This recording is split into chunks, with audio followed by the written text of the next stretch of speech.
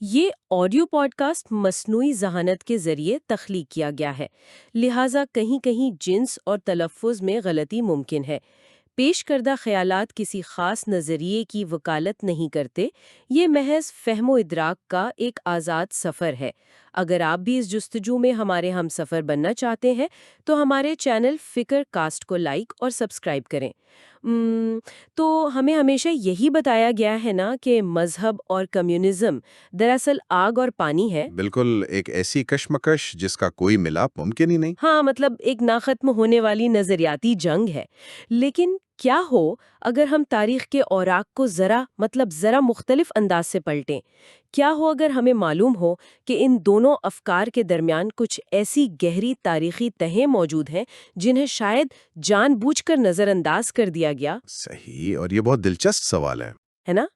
تو آج کے اس تفصیلی جائزے میں ہم زا انصاری کی ایک بہت ہی مشہور اور تاریخی طور پر زیر بحث رہنے والی کتاب کمیونسٹ اور مذہب کا گہرائی سے مطالعہ کرنے والے ہیں۔ ہمارا مقصد یہ جاننا ہے کہ ان دونوں نظریات کا ارتقاء کیسے ہوا اور کیا واقعی ان کی منزل ایک دوسرے سے اتنی ہی مختلف ہے جتنا سمجھا جاتا ہے۔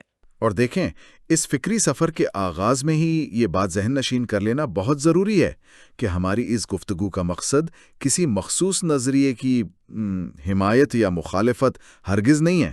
بالکل، ہم کوئی سائیڈ نہیں لے رہے۔ جی، ایک بالکل غیر جانبدار مبصر کی طرح ہم بس حقائق کا تجزیہ کریں گے۔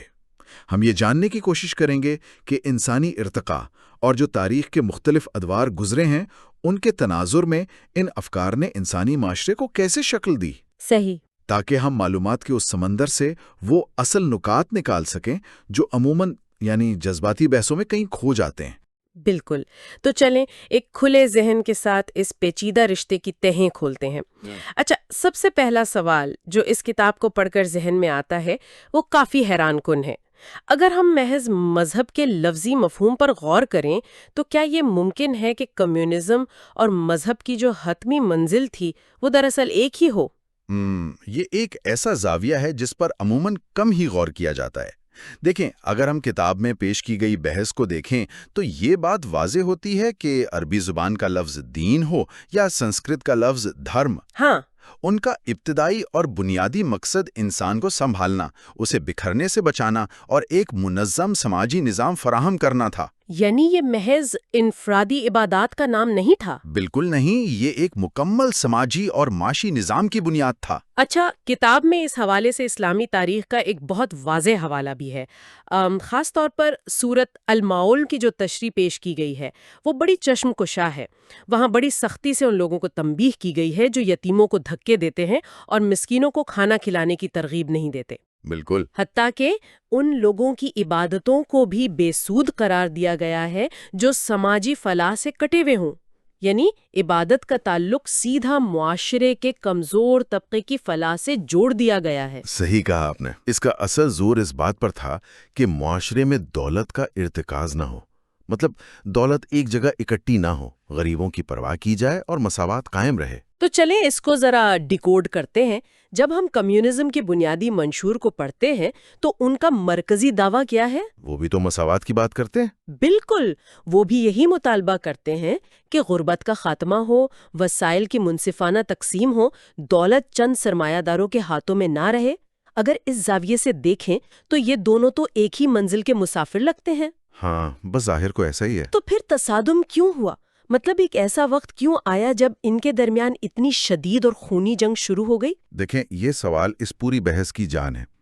جو بات سمجھنی سب سے اہم ہے وہ یہ کہ تصادم کی بنیاد کبھی بھی اخلاقیات یا سماجی مساوات کے اصول نہیں تھے۔ اچھا۔ جی، یہ تصادم اس وقت شروع ہوا جب اقتدار کے ڈھانچے پیچیدہ ہو گئے۔ مذہب نے سماجی فلاح کے ساتھ ساتھ روحانیت کو بھی اپنے نظام کا حصہ بنایا، جبکہ کمیونزم میں خالصتاً اس مادی دنیا پر اپنی بنیاد رکھی۔ تو مسئلہ نظریات کا نہیں تھا؟ نہیں، مسئلہ تب پیدا ہوا جب تاریخ میں مذہب کو ان حکمران طبقات نے اپنے تسلط کے لیے استعمال کرنا شروع کر دیا جو عوام کا استحصال کر رہے تھے۔ میں سمجھ رہی ہوں۔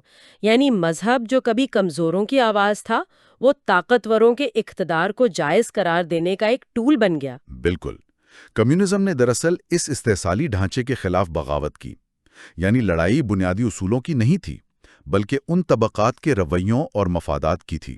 صحیح، یعنی دونوں کا مقصد انسانی فلاح تھا، لیکن تصادم ان کے نام پر بننے والے طبقاتی مفادات کا تھا۔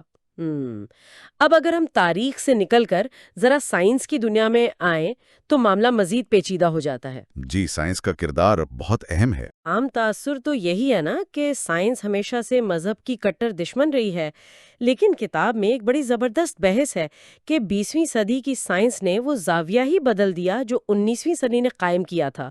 تو یہ تبدیلی کیا تھی؟ یہ سائنسی تاریخ کا ایک بہت فیصلہ کن موڑ ہے۔ دیکھیں، 19ویں صدی کی جو سائنس تھی وہ کائنات کو بس ایک مشین سمجھتی تھی۔ ایک مشین؟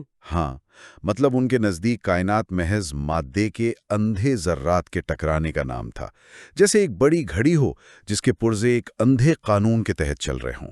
اس میں کسی شعور یا مقصد کی کوئی گنجائش نہیں تھی، جسے ہم کٹر مادیت پسندی کہتے ہیں۔ بالکل۔ لیکن جب ہم 20ویں صدی میں آئے اور جدید طبیعیات خصوصاً کوانٹم میکینکس کا ظہور ہوا تو یہ مشینی سوچ ٹوٹ گئی۔ کتاب میں سر جیمز جینز، آرتھر ایڈنگٹن اور البرٹ آئنسٹائن کا ذکر ہے۔ ارے ہاں، جیمز جینز کا وہ جملہ تو بہت کمال کا ہے کہ کائنات اب ہمیں کسی عظیم مشین کے بجائے ایک عظیم خیال لگنے لگی ہے۔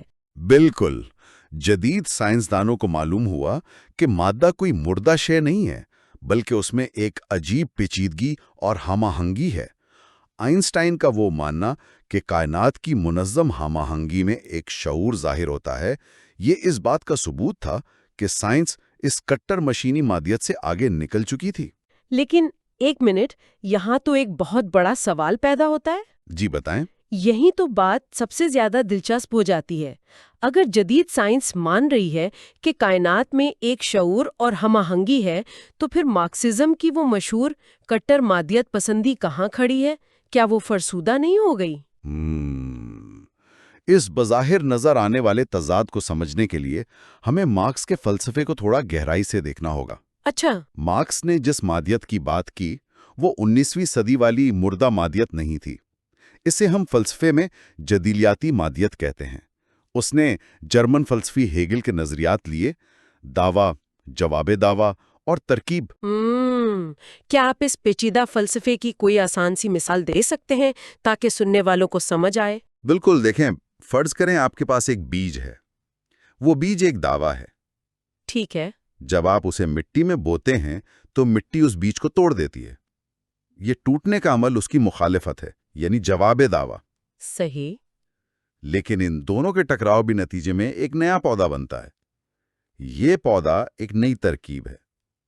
ہیگل سمجھتا تھا کہ یہ ارتقائی عمل خیالات کی دنیا میں ہوتا ہے، اور مارکس نے آ کے اسے بدل دیا۔ جی، مارکس نے کہا کہ ہیگل کا فلسفہ سر کے بل کھڑا ہے، میں اسے پیروں کے بل کھڑا کر رہا ہوں۔ مارکس کے نزدیک ارتقاء خیالات میں نہیں، مادی دنیا میں ہو رہا ہے۔ مادہ جامد نہیں ہے، وہ مسلسل حرکت میں ہے، بدل رہا ہے۔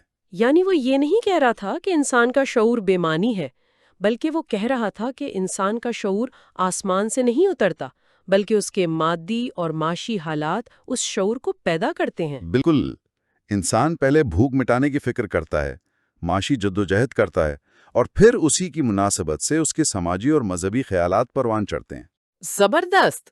یعنی جدید سائنس کی اپنی جگہ ہے، لیکن کمیونزم کا فلسفہ دنیا کو ارتقاء کے عمل میں دیکھتا ہے، اور یہی چیز ہمیں تاریخ کے اس تلخ دور کی طرف لے جاتی ہے جہاں مارکس کا وہ مشہور اور شاید سب سے زیادہ متنازع جملہ سامنے آیا: مذہب عوام کی افیون ہے۔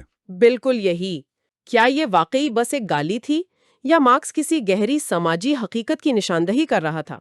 اگر ہم اسے تاریخی پس منظر میں سمجھیں تو یہ کوئی گالی نہیں تھی۔ دیکھیے، شروع میں انسان قدرت سے ڈرتا تھا، بجلی، طوفان، تو خوف سے عقائد نے جنم لیا۔ صحیح۔ پھر معاشرہ طبقات میں بٹ گیا، غلامی، جاگیرداری اور پھر سرمایہ داری۔ تو اس کا مطلب ہے کہ جب مارکس نے یہ کہا تو وہ 19ویں صدی کے مظلوم مزدور کی بات کر رہا تھا۔ بالکل، اس وقت معاشرہ دو حصوں میں تھا، ایک طرف حکمران اور دوسری طرف کارخانوں میں خون پسینہ ایک کرنے والے مزدور جو پھر بھی بھوکے سوتے تھے۔ اور یہاں افیون کے لفظ کو سمجھنا ضروری ہے۔ 19ویں صدی میں افیون کوئی نشہ نہیں تھا، بلکہ ایک اہم درد کش دوا یعنی پین کلر کے طور پہ استعمال ہوتی تھی۔ جی بالکل درست مشابہت ہے۔ تو جب غریب کی زندگی جہنم بن چکی تھی تو مذہب ان کے لیے ایک پین کلر کا کام کرتا تھا، ایک دلاسا کہ مرنے کے بعد تمہیں انصاف ملے گا۔ ہاں، مارکس اس دلاسے پر طنز نہیں کر رہا تھا، وہ اس بے رحم نظام پر تنقید کر رہا تھا جس نے انسان کی زندگی اتنی اذیت ناک بنا دی کہ اسے پین کلر کی ضرورت پڑ رہی تھی۔ واہ! اور سب سے خطرناک بات یہ تھی کہ حکمران طبقے نے اسی مذہب کو اپنے اقتدار کو لمبا کرنے کے لیے ایک ٹول بنا لیا۔ انہیں صبر کی تلقین کی گئی تاکہ وہ بغاوت نہ کریں۔ یعنی ایک طرح سے ان کا غصہ ٹھنڈا کر دیا گیا۔ یہ سب جان کر دماغ واقعی گھوم جاتا ہے، لیکن میرے خیال میں اس پوری گفتگو کا سب سے اہم حصہ اب آتا ہے۔ وہ کیسے؟ اگر ہم ان تمام کلاسک تصورات کو، یعنی طبقاتی کشمکش اور یہ جو افیون کا تصور تھا، انہیں آج کی 21ویں صدی کے ساتھ جوڑیں تو کیا تصویر بنتی ہے؟ یہ بہت زبردست سوال ہے۔ اگر ہم غور کریں تو آج بھی بنیادی ڈھانچہ وہی ہے، بس استحصال کے ٹولز بدل گئے ہیں۔ تو چلیں اسے سٹیپ بائی سٹیپ سمجھتے ہیں۔ آج کا جاگیردار یا سرمایہ گار کون ہے؟ اب تو وہ فیکٹریوں کے مالک نہیں رہے۔ نہیں، آج کی سب سے بڑی جارہداری بڑی ٹیک کمپنیوں یعنی بگ ٹیک کی ہے۔ آج انسان کا ڈیٹا اور اس کی توجہ نیا خام مال ہے۔ ارے ہاں، اور نیا مزدور کون ہے؟ ہم عام انسان جو بظاہر مفت ایپس استعمال کر رہے ہیں، لیکن اپنا ڈیٹا اور اپنی پوری توجہ ان کمپنیوں کو دے کر انہیں کھرب پتی بنا رہے ہیں۔ بالکل، ہم ڈیجیٹل کھیتوں کے مزدور ہیں۔ تو پھر آج کے دور کی افیم کیا ہے؟ آج کی افیم یہ سوشل میڈیا کے الگوریدمز ہیں، وہ جو لامتناہی سکرولنگ یا انفینٹ سکرولنگ ہے نا۔ ہاں، وہ جو ہم گھنٹوں فون پر انگلیاں چلاتے رہتے ہیں۔ جی، جب آج کا انسان دفتر کی تھکان، مہنگائی اور ٹینشن سے تنگ آ کر گھر آتا ہے تو وہ بغاوت نہیں کرتا، وہ بس اسکرین سے چپک جاتا ہے۔ یہ ٹیکنالوجی اس کے دماغ میں وقتی سکون پیدا کرتی ہے، ایک کیمیکل ریلیز ملتا ہے۔ مطلب یہ اسے اصل معاشی اور سماجی مسائل سے ایک عارضی فرار دیتی ہے، وہ بس بے حصہ ہو جاتا ہے۔ بالکل، وہ نظام پر سوال اٹھانے کی توانائی ہی کھو بیٹھتا ہے۔ اور اس کا ایک اور پہلو وہ ایکو چیمبرز ہیں۔ ایکو چیمبرز وہ کیسے کام کرتے ہیں؟ دیکھیں، پرانے وقتوں میں مخصوص عقائد کا خوف دلا کر عوام کو کنٹرول کیا جاتا تھا۔ آج یہ الگورتھم آپ کو صرف وہی دکھاتے ہیں جو آپ دیکھنا چاہتے ہیں، جس سے معاشرہ چھوٹے اور مشتل گروہوں میں بٹ جاتا ہے۔ بالکل، تاکہ مہنگائی اور بے روزگاری جیسے اصل مسائل پر کبھی کوئی ایک متحد آواز نہ اٹھ سکے۔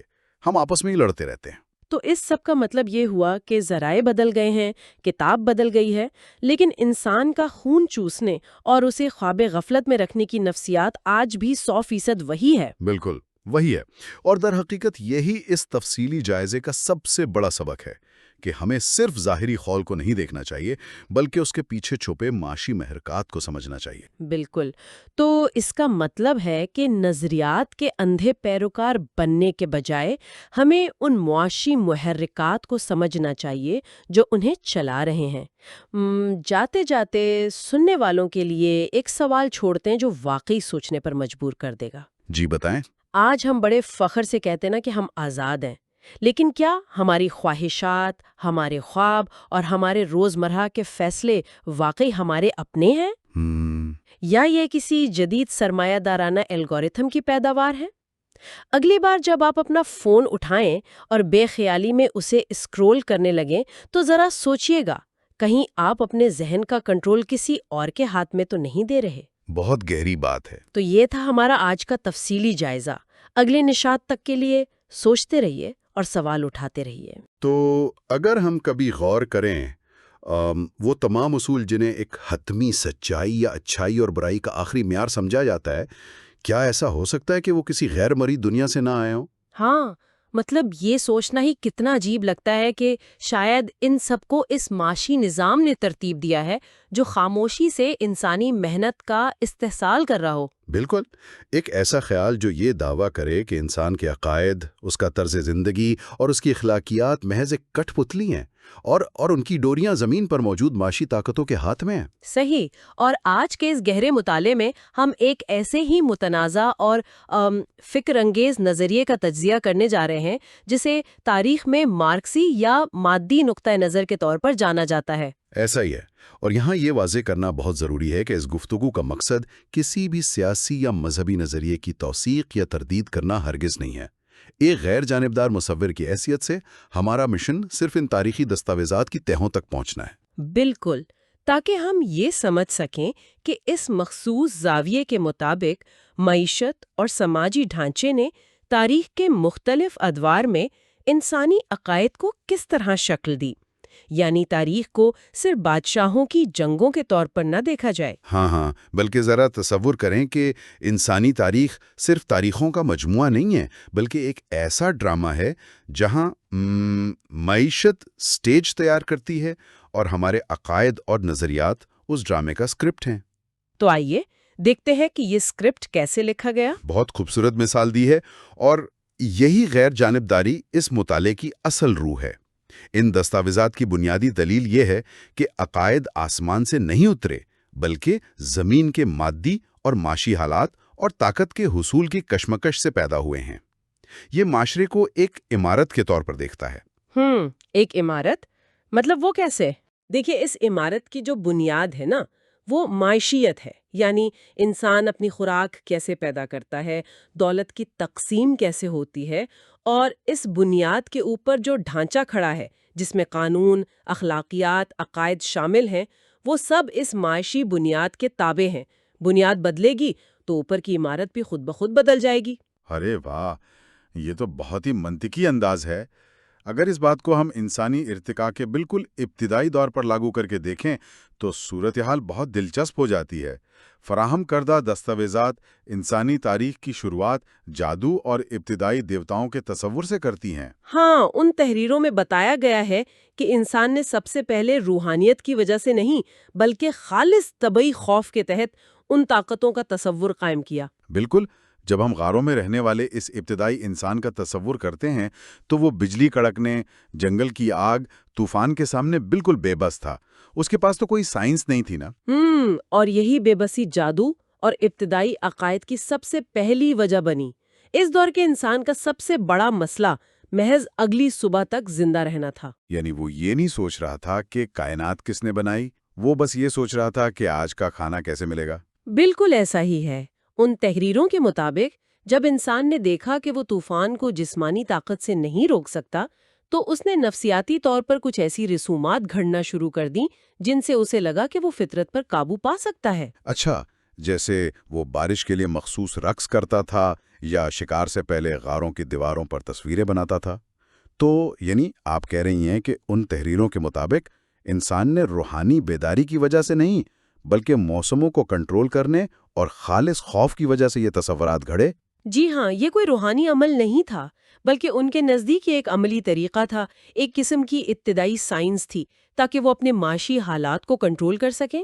یہ تو بالکل ایسا ہے جیسے ہم اندھیرے میں خود کو تسلی دینے کے لیے کہانیاں بناتے ہیں۔ لیکن پھر اس سفر میں ایک بہت بڑی تبدیلی آتی ہے جب انسان شکاری دور سے نکل کر زراعت کی طرف قدم بڑھاتا ہے۔ اور دستاویزات میں یہ نقطہ خاص طور پر نمایاں ہے کہ ابتدائی زرعی دور میں دیوتاؤں سے زیادہ دیویوں یعنی مادہ خداؤں کا تصور عام تھا۔ ہاں، یہ بڑی حیران کن بات ہے۔ اس کی وجہ کیا تھی؟ کیا یہ معاشرے میں عورت کی کسی خاص مقام کی نشاندہی کرتا ہے؟ یہ ایک انتہائی اہم تاریخی ربط ہے۔ دیکھیں، زرعی دور میں انسان نے پہلی بار زمین میں بیج بو کر فصلیں اگانا سیکھ لیا تھا۔ اب اس کی زندگی کا انحصار زمین کی پیداواری قوت پر تھا۔ اسی دور میں انسان نے عورت کی بچے پیدا کرنے کی صلاحیت کا مشاہدہ کیا۔ اچھا، تو مطلب اس نے ان دونوں چیزوں کو آپس میں ملا دیا؟ بالکل۔ مارکسی تجزیہ بتاتا ہے کہ انسان نے عورت کی اس افزائش نسل کی صلاحیت کو زمین کی فصل اگانے کی صلاحیت کے ساتھ جوڑ دیا۔ چونکہ زمین اور عورت دونوں زندگی کو جنم دے رہی تھیں، تو ابتدائی انسان نے انہیں ایک ہی عمل کا حصہ سمجھا۔ تو یہی وجہ ہے کہ ہمیں قدیم ترین تہذیبوں میں مٹی کی بنی ہوئی دیویوں کی لاتعداد مورتیاں ملتی ہیں۔ اس دور میں عورت معاشی پیداوار اور قبیلے کی افزائش دونوں کا ایک استعارہ بن چکی تھی۔ بالکل صحیح، لیکن یہ تو اس وقت کی بات ہوئی جب معاشرے میں سب کچھ مشترکہ تھا۔ پھر انسانی تاریخ کا وہ دور آتا ہے جہاں سے یہ پوری کہانی نیا موڑ لیتی ہے۔ یعنی جب انسان کے پاس ضرورت سے زیادہ پیداوار آنا شروع ہوئی اور ذاتی ملکیت یا طبقاتی نظام نے جنم لیا، ایک گروہ نے زمینوں پر قبضہ کر لیا اور سردار بن بیٹھا۔ ہاں، اور باقی لوگ ان کے غلام یا مزارع بن گئے۔ ان تحریروں کے مطابق اس معاشی تبدیلی نے دیوتاؤں کے تصور کو بھی بدل کر رکھ دیا۔ دستاویزات ایک بہت طاقتور اصطلاح استعمال کرتی ہیں، معکوس عکس۔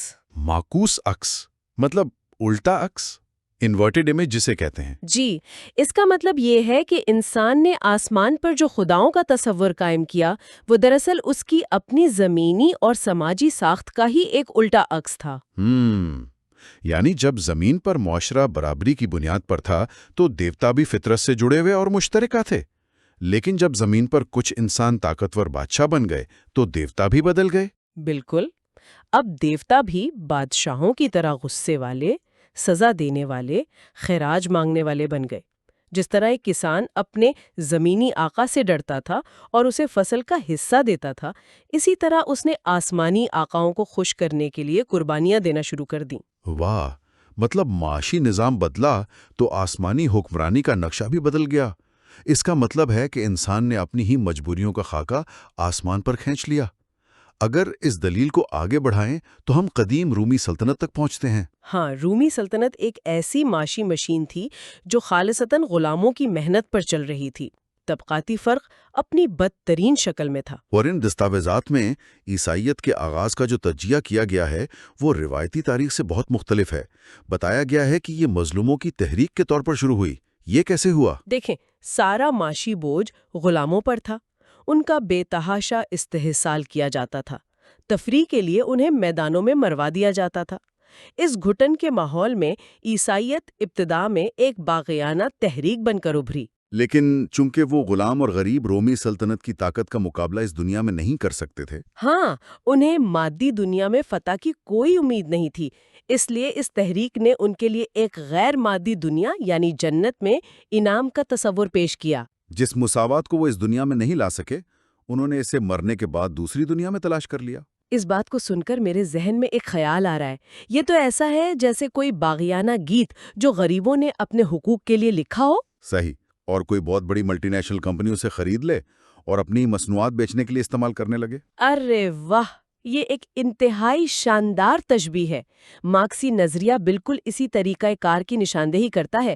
جب رومی حکمرانوں نے دیکھا کہ ان کے ظلم کے خلاف اندر ہی اندر ایک بڑی تحریک پروان چڑھ رہی ہے تو انہوں نے اسے دبانے کے بجائے ہائی جیک کر لیا۔ یعنی بادشاہ خود کو عیسائی قرار دے دیتا ہے اور اسے ریاست کا سرکاری مذہب بنا دیتا ہے۔ بالکل، اور جیسے ہی یہ حکمرانوں کے ہاتھ میں آیا، اس کا انقلابی پیغام بھی بدل دیا گیا۔ اب غریبوں کو یہ سکھایا جانے لگا کہ یہ غربت خدا کی طرف سے آزمائش ہے۔ خاموشی سے ظلم برداشت کرو، موت کے بعد اتنی ہی بڑی جنت ملے گی۔ یوں ایک بغاوت کو عوام کو کنٹرول کرنے کے ہتھیار میں تبدیل کر دیا گیا۔ صبر اور شکر سماجی کنٹرول بن گئے۔ یہ تاریخ کی ایک بہت تلخ حقیقت ہے، اور اگر ہم مزید آگے دیکھیں تو قرون وسطیٰ کے یورپ میں تو چرچ خود ہی ایک بہت بڑا جاگیردار بن کر سامنے آیا۔ ہاں، دستاویزات بتاتی ہیں کہ یورپ میں چرچ کوئی محض ایک روحانی ادارہ نہیں تھا، بلکہ وہ سب سے بڑا زمیندار تھا۔ ان کے پاس بے تحاشا جاگیریں تھیں۔ جی، اور انہوں نے کسانوں پر ٹیکس لگائے۔ اب یہاں مذہب کا معاشی استعمال دیکھیں۔ اگر کوئی عام زمیندار کسان سے ٹیکس مانگتا تو وہ بغاوت بھی کر سکتا تھا۔ لیکن جب چرچ ٹیکس مانگتا اور کہتا کہ اگر نہ دیا تو آخرت میں جہنم کی آگ میں جلنا پڑے گا، تو کسان انکار کر ہی نہیں سکتا تھا۔ بغاوت کفر بن گئی۔ ایسا ہی ہے، اور اگر ہم مغربی دنیا سے نکل کر مشرق کی طرف آئیں تو اسلام کے ظہور کا بھی معاشی زاویے سے تجزیہ کیا گیا ہے۔ ہاں، 7ویں صدی کے عرب خطے کی بات ہو رہی ہے۔ وہاں کیا پیٹرن دہرایا گیا؟ مارکسی تاریخ دان اس کے پیچھے ٹھوس تجارتی محرکات دیکھتے ہیں۔ اس وقت عرب معاشرہ قبائلی حصوں میں بٹا ہوا تھا جو تجارتی راستوں پر قبضے کے لیے جنگوں میں الجھے رہتے تھے۔ اور یہ خانہ جنگی تجارت کے لیے انتہائی نقصان دہ تھی۔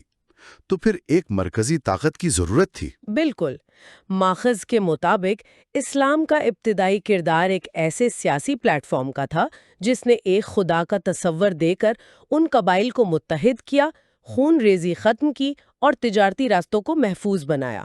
یعنی ابتدا میں یہ ایک بہت بڑی سماجی اور معاشی ضرورت کا نتیجہ تھا، لیکن جب عربوں نے بڑی سلطنتیں فتح کر لیں، اموی اور عباسی دور آیا تو بہت دولت جمع ہو گئی۔ کیا تب پھر مذہب کا سہارا لیا گیا؟ جی ہاں، معاشرے میں زبردست عدم مساوات پیدا ہو گئی۔ ایک طرف بے تحاشا دولت مند خلیفہ اور عمرہ اور دوسری طرف غریب عوام۔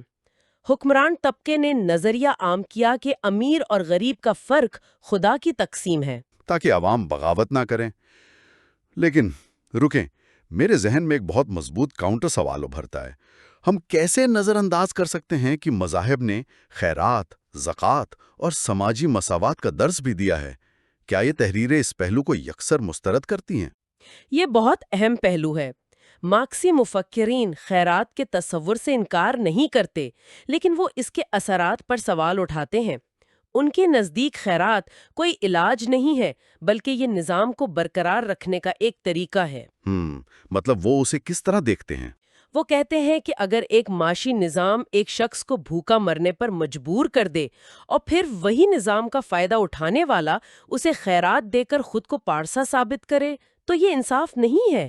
اسے سن کر پہ یوں لگتا ہے کہ جیسے آپ پہلے کسی شخص کی ٹانگ توڑ دیں تاکہ وہ بھاگ نہ سکے، اور پھر اسے ایک خوبصورت سی بیساکھی تحفے میں دے دیں اور توقع کریں کہ وہ شکر گزار رہے۔ ہاں بالکل، وہ بیساکھی اس لیے نہیں دی جا رہی کہ وہ دوڑ سکے، بلکہ اس لیے تاکہ وہ بغاوت نہ کرے۔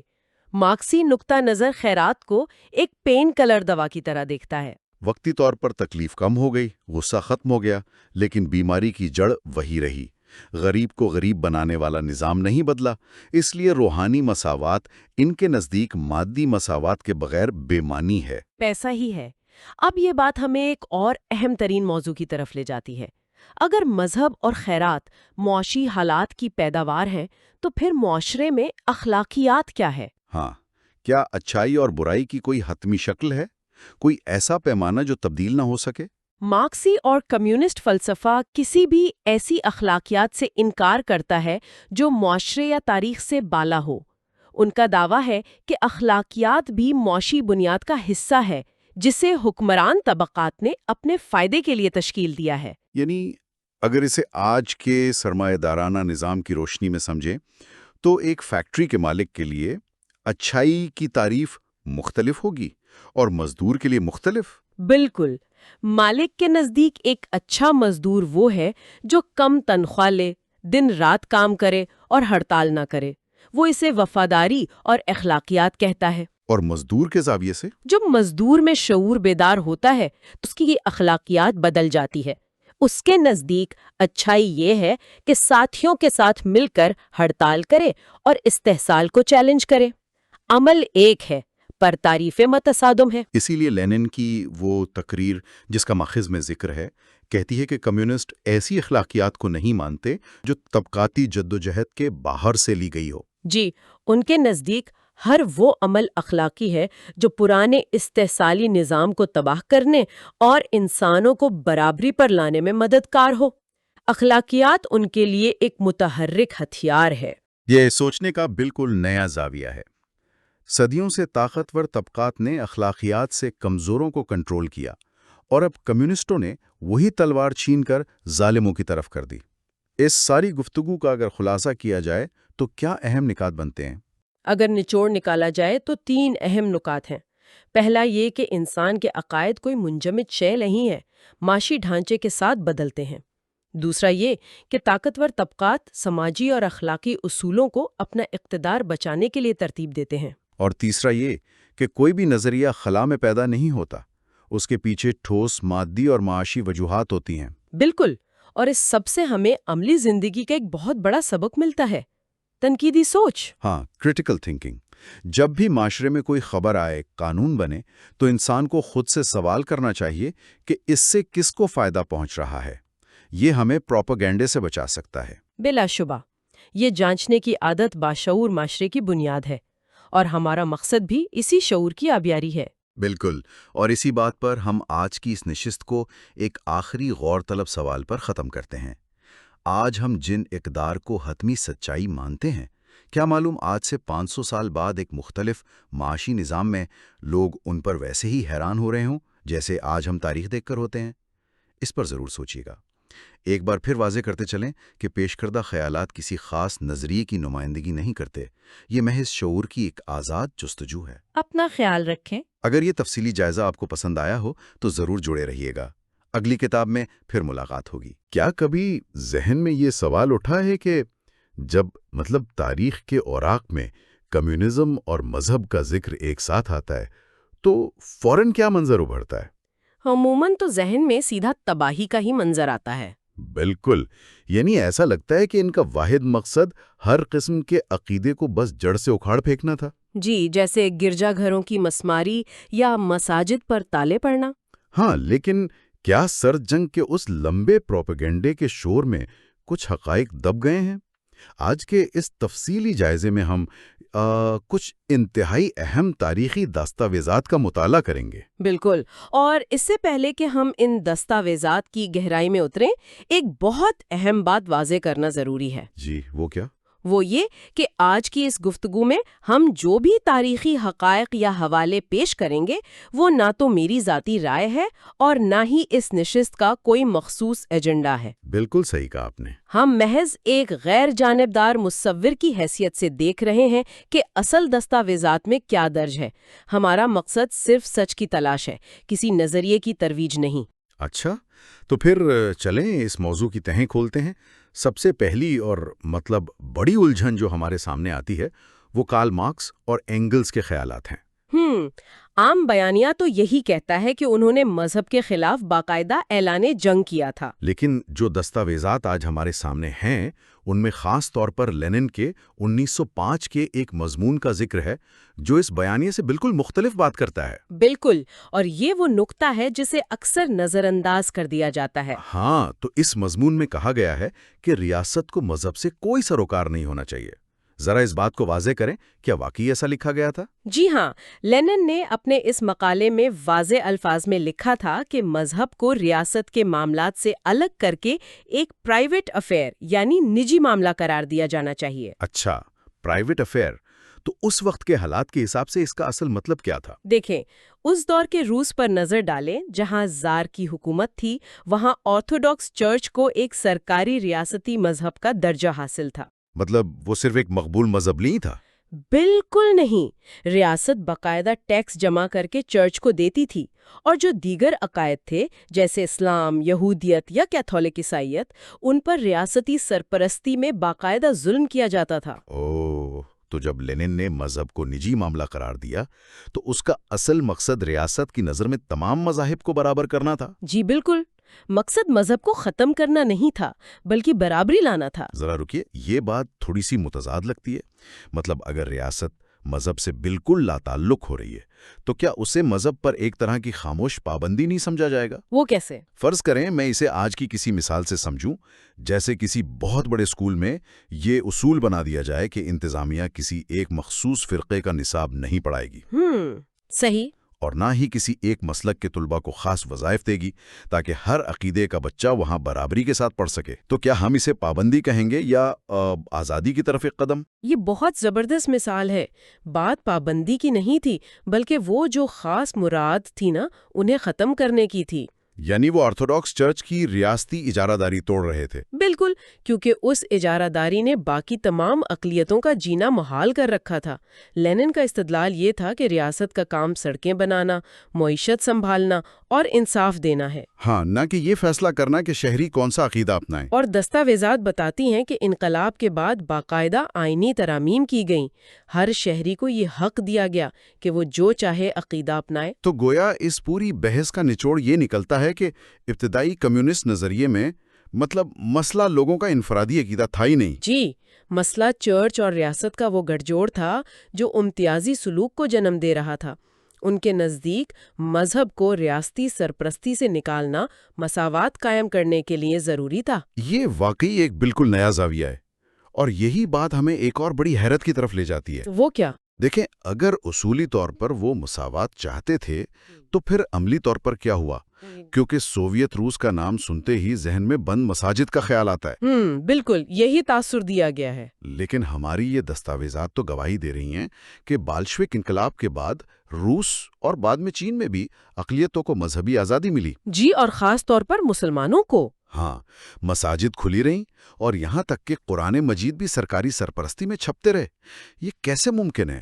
کیا یہ محض کاغذوں کی حد تک کوئی پروپیگنڈا تھا؟ یہ حیرت بالکل فطری ہے، کیونکہ دہائیوں تک تاریخ کا صرف ایک ہی رخ پیش کیا گیا ہے۔ اصل کہانی کے لیے ہمیں دوبارہ 1917 سے پہلے جانا ہوگا، زار روس والے دور میں۔ جی، اس وقت چرچ کے جبر کی وجہ سے مسلمانوں کی زمینیں چھینی جا رہی تھیں، مساجد پر قبضے ہو رہے تھے۔ لیکن نومبر 1917 میں بولشوک انقلاب کے فوراً بعد ایک فرمان جاری ہوا۔ اچھا، وہ فرمان کیا تھا؟ اس فرمان پر لینن اور سٹالن کے دستخط تھے۔ اس کا عنوان تھا روس اور مشرق کے تمام مسلمان محنت کشوں کے نام۔ اس میں واضح اعلان تھا کہ آج کے بعد تمہارے عقائد، مساجد اور رسم و رواج محفوظ ہیں۔ لیکن مطلب اعلان کرنے اور عمل کرنے میں تو بہت فرق ہوتا ہے نا؟ کیا واقعی ان وعدوں پر عمل درآمد ہوا؟ دیکھیں، یہ جزوی طور پر ایک سیاسی حکمت عملی ضرور تھی، کیونکہ انقلاب کے لیے انہیں حمایت چاہیے تھی، لیکن عملی اقدامات بھی اٹھائے گئے۔ جیسے کہ؟ دستاویزات کے مطابق تاشقند، اوفا اور دیگر علاقوں میں باقاعدہ مسلم مذہبی بورڈز قائم کیے گئے۔ ایک مفتی اعظم کا انتخاب عمل میں آیا۔ ارے واہ، یہ تو کبھی کسی نے بتایا ہی نہیں۔ اور تو اور، کیا کوئی تصور کر سکتا ہے کہ سوویت روس کے دور میں ریاست کی اجازت سے مسلمان حج کے لیے مکہ جاتے رہے؟ واقعی یہ تو تاریخ کا وہ حصہ ہے جو مکمل طور پر غائب کر دیا گیا ہے۔ مساجد میں نمازیں ہوتی رہیں؟ بالکل ہوتی رہیں، اور دینی تعلیم کے مدرسے بھی چلتے رہے۔ اور میرا خیال ہے چین کے حوالے سے بھی دستاویزات میں کچھ ایسا ہی ذکر موجود ہے نا؟ جی ہاں، چینی انقلاب کے بعد مرتب کیے گئے آئین کی دفعہ 88 کا خاص حوالہ دیا گیا ہے۔ ہر شہری کو مذہبی آزادی کی ضمانت دی گئی۔ اور کیا ریاست نے اس میں کوئی عملی مدد بھی کی؟ بالکل، مساجد کی تعمیر اور مرمت کے لیے ریاست کی طرف سے سامان مہیا کیا جاتا تھا۔ مذہبی لٹریچر چھاپنے کی مکمل آزادی تھی۔ تو ان حقائق سے ثابت ہوتا ہے کہ آرتھوڈاکس چرچ کی اجارہ داری ٹوٹنے کا سب سے بڑا فائدہ ان اقلیتوں کو ہوا جو صدیوں سے ظلم کا شکار تھیں۔ جی، انہیں نہ صرف عقائد کی آزادی ملی بلکہ ان کے ادارے بھی بحال ہوئے۔ لیکن اچھا، یہاں آ کر ذہن بالکل الجھ جاتا ہے۔ اگر ریاست اقلیتوں کو اتنی آزادی دے رہی تھی تو پھر وہ خون ریزی کیوں ہوئی؟ وہ ریاستی تصادم کی کہانیاں، رائٹ؟ ہاں نا، گرجا گھروں پر ریاستی چھاپیں اور تصادم۔ اگر خدا کے تصور یا عبادت سے کوئی مسئلہ نہیں تھا تو پھر یہ دشمنی آخر کس بات کی تھی؟ اس سوال کا جواب عقیدے میں نہیں ہے، بلکہ معاشیات اور سیاست میں چھپا ہے۔ اچھا، معاشی جنگ تھی؟ جی، جب ہم تاریخ کا کینوس بڑا کرتے ہیں تو پتہ چلتا ہے کہ یہ لڑائی کبھی مذہبی تھی ہی نہیں۔ زار روس کے دور میں آرتھوڈاکس چرچ محض عبادت کا مرکز نہیں تھا۔ تو پھر کیا تھا؟ وہ باقاعدہ ملک کا سب سے بڑا جاگیردار اور سرمایہ دار ادارہ تھا۔ چرچ کی ملکیت میں لاکھوں ایکڑ زرعی زمینیں تھیں۔ ان کے پاس سونا، چاندی اور دولت کے انبار تھے۔ اور وہاں کسان اور مزدور غلاموں کی طرح کام کرتے ہوں گے؟ بالکل، نسل در نسل۔ اچھا، تو جب بالشوک انقلاب آیا، جس کا بنیادی نعرہ ہی یہ تھا کہ ساری نجی ملکیت ختم کر کے زمینیں کسانوں میں بانٹ دی جائیں گی، تو ظاہر ہے اس کا سب سے بڑا نشانہ تو چرچ کی جاگیریں ہی بننی تھی۔ اگر میں اسے ذہن میں ایک خاکہ بنا کر سمجھوں، مطلب فرض کریں ایک بہت بڑی ملٹی نیشنل کارپوریشن ہے۔ صحیح، اس کے پاس بے تحاشا اثاثے اور زمینیں ہیں۔ اب ایک مزدور یونین اٹھتی ہے اور کہتی ہے کہ ہم یہ ساری دولت ضبط کر کے محنت کشوں میں تقسیم کریں گے، تو کارپوریشن ظاہر ہے اپنی دولت بچانے کے لیے ہر حد تک جائے گی۔ بالکل، بس فرق صرف اتنا تھا کہ اس واقعے میں کارپوریشن کے عہدیداروں نے سوٹ اور ٹائی نہیں پہنی ہوئی تھی، بلکہ مذہبی لبادہ اوڑھا ہوا تھا۔ یہ ایک انتہائی شاندار تمثیل ہے۔ جب ریاست نے زمینیں ضبط کرنے کا حکم دیا تو مذہبی پیشواؤں نے اپنے مفادات بچانے کے لیے بغاوت شروع کر دی۔ یعنی انہوں نے مذہب کو خطرے میں قرار دے کر عوام کو بھڑکانا شروع کر دیا۔ جی، اور انہوں نے وائٹ آرمی کی بھرپور مالی مدد کی، جو کہ انقلاب کے مخالفین کی فوج تھی۔ غیر ملکی طاقتوں سے بھی رابطے کیے۔ تو جو گرجا گھروں پر چھاپے مارے گئے تھے وہ کس لیے تھے؟ تاریخ میں اسی بات کو توڑا مروڑا گیا۔ ان چھاپوں کا مقصد بائبل کی بے حرمتی کرنا نہیں تھا، بلکہ ان کے تہہ خانوں میں چھپایا گیا اسلحہ، گولہ بارود اور جاسوسی کا سامان برآمد کرنا تھا۔ یہ تو ایک مکمل طور پر مختلف تصویر ہے، یعنی ایک خالص طبقاتی جنگ ہو رہی تھی اور اسے کتنی ہوشیاری سے دنیا کے سامنے مذہب پر حملہ بنا کر پیش کیا گیا۔ سرد جنگ کے دوران مغربی ممالک کے لیے یہ ایک بہترین ہتھیار بن گیا تھا۔ انہوں نے اس معاشی تصادم کو مذہبی رنگ دے دیا تاکہ دنیا بھر میں کمیونزم کے خلاف ایک خوف پیدا کیا جا سکے۔ بالکل، اور یہ نفسیاتی جنگ اتنی کامیاب رہی کہ آج تک اس تصادم کی اصل معاشی وجوہات پر پردہ پڑا ہوا ہے۔ واقعی تو تصادم کا مرکز نظریہ تھا ہی نہیں، بلکہ زمینوں کے قبضے کی لڑائی تھی۔ خیر، یہ تو ہو گئی مذہب کی بات، لیکن ایک اور پہلو ہے جس نے بہت خوف پیدا کیا ہے۔ وہ خاندانی نظام والا؟ ہاں، اکثر دعویٰ کیا جاتا ہے کہ کمیونزم خاندانی نظام کا دشمن ہے، کہ یہ عورت کو گھر سے نکال کر خاندانی رشتوں کا تقدس پامال کر دیتا ہے۔ کیا ہماری دستاویزات اس پہلو پر روشنی ڈالتی ہیں؟ جی، اور یہاں بھی حقیقت پروپیگنڈے کے بالکل برعکس نظر آتی ہے۔ سرد جنگ کے عروج کے وقت جب مغربی مبصرین نے سوویت یونین اور چین کا دورہ کیا تو وہ دنگ رہ گئے۔ وہ کیوں؟ وہاں کیا الگ تھا؟ وہاں انتہائی سخت اخلاقی اور خاندانی اصول رائج تھے۔ چین کی مثال لے لیں، انقلاب سے پہلے وہاں افیون اور جسم فروشی کا کاروبار عروج پر تھا۔ اور انقلاب کے بعد کمیونسٹ حکومت نے آتے ہی ان تمام اڈوں کا مکمل صفایا کر دیا۔ شراب نوشی پر سخت پابندیاں لگ گئیں، نوجوانوں میں نظم و ضبط پیدا کیا گیا۔ یہ بات تو ذہن کو اور الجھا رہی ہے۔ تو پھر یہ ساری کہانیاں آئیں کہاں سے کہ کمیونزم میں خاندانی نظام تباہ ہو جاتا ہے؟ دیکھیں، اس کی ایک بہت بڑی وجہ عورت کی معاشی خود مختاری تھی۔ میرا بھی یہی خیال تھا۔ مطلب اگر عورت فیکٹری میں جا کر مرد کے برابر کام کر رہی ہے، اپنا کما رہی ہے، تو کیا سرمایہ دارانہ نظام نے اس آزادی کو جان بوجھ کر اخلاقی گراوٹ سے جوڑ دیا؟ یہ ایک بہت درست تجزیہ ہے۔ دراصل کمیونزم نے عورت کو وہ حقوق دیے جو اس وقت کے مغربی معاشروں میں بھی سوچنا محال تھے۔ یعنی انہیں ووٹ کا حق اور روزگار کے یکساں مواقع ملے؟ جی، اور سب سے بڑی بات، اسے مرد کے برابر تنخواہ دی جانے لگی۔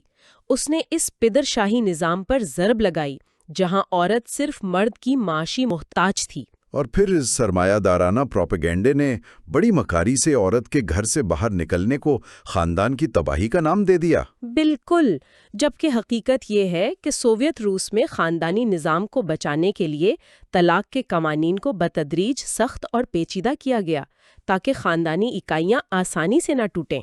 اچھا، لباس اور سماجی رویوں کے حوالے سے بھی کوئی قانون تھا؟ جی، لباس اور سماجی رویوں میں حیا اور سادگی کو فروغ دیا گیا۔ نوجوانوں کو سکھایا گیا کہ خاندان ان کی اولین ذمہ داری ہے۔ یہ تو واقعی آنکھیں کھول دینے والی معلومات ہے۔ جسے بے راہ روی کہا جا رہا تھا وہ دراصل عورت کے معاشی استحصال کا خاتمہ تھا۔ بالکل، اور یہ سب ثابت کرتا ہے کہ تاریخ کو کس طرح مخصوص مقاصد کے لیے من مانے انداز میں تراشا جاتا ہے۔ تو آج کے اس تفسیری جائزے میں جو حقائق ہم نے کھنگالے ہیں وہ تاریخ کے ان پوشیدہ خانوں سے پردہ اٹھاتے ہیں جنہیں ہم تک پہنچنے ہی نہیں دیا گیا۔ جی، ہم نے دیکھا کہ ایک خالصتاً طبقاتی کشمکش کو کس طرح مذہبی جنگ کا لبادہ پہنا دیا گیا۔ غریب کسان جاگیرداروں سے اپنی زمینیں واپس لے رہے تھے اور اسے عقیدے پر حملہ بنا دیا گیا۔ عورت کی معاشی برابری کو خاندانی نظام کی تباہی بنا کر پیش کیا گیا۔ اور جس نظام نے اقلیتوں کو آزادی دلائی اسی کو مذہب کا دشمن مشہور کر دیا گیا۔ تو اس ساری گفتگو کے بعد اب سننے والوں کے لیے صرف ایک ہی بات سوچنے کی رہ جاتی ہے۔ وہ کیا؟ جب ہم تاریخ کے صفحات پلٹتے ہیں تو ہمیں یہ سوال ضرور اٹھانا چاہیے کہ جو کچھ ہم جانتے ہیں اس میں کتنی حقیقت ہے اور کتنا وہ پروپیگنڈا ہے جو طاقتوروں نے گھڑا۔ بالکل۔ اگر ماضی میں معلومات کو اس مہارت سے توڑا مروڑا جا سکتا تھا تو کیا آج کے ڈیجیٹل دور میں بھی ہمارے ارد گرد بنے گئے بیانیے واقعی سچ ہیں؟ اور اسی موڑ پر تنقیدی سوچ کی اصل اہمیت اجاگر ہوتی ہے۔ معلومات کے اس سیلاب میں ہمیں چیزوں کو ان کے اصل سیاق و سباق میں رکھ کر پرکھنا چاہیے۔ صحیح بات ہے۔ حقیقی تاریخ وہ ہوتی ہے جو ان اصل دستاویزات کی تہوں میں دبی رہتی ہے، جنہیں نکال کر پڑھنے کی زحمت بہت کم لوگ کرتے ہیں۔ پیش کردہ خیالات کسی خاص نظریے کی نمائندگی نہیں کرتے، یہ محض شعور کی ایک آزاد جستجو ہے۔ اپنا خیال رکھیں، اگلی کتاب میں پھر ملاقات ہوگی۔ اگر یہ سفر آپ کو پسند آیا ہو تو چینل کو لائک اور سبسکرائب کرنا نہ بھولیں۔ لیکن جانے سے پہلے سوچنے کے لیے کچھ سوالات۔ کیا مذہب کو ریاستی امور سے مکمل طور پر الگ کر دینے سے رواداری بڑھتی ہے یا یہ ایک نیا دباؤ پیدا کرتا ہے؟ اور ہمیں تاریخ کے ان اہم پہلوؤں تک رسائی کیوں نہیں دی جاتی جو دنیا کے اس مقبول بیانیے سے مختلف ہوتے ہیں؟ یہ وہ سوالات ہیں جو ذہن کے بند دریچے کھولنے میں مدد کریں گے۔ اگلی جائزے تک کے لیے خدا حافظ۔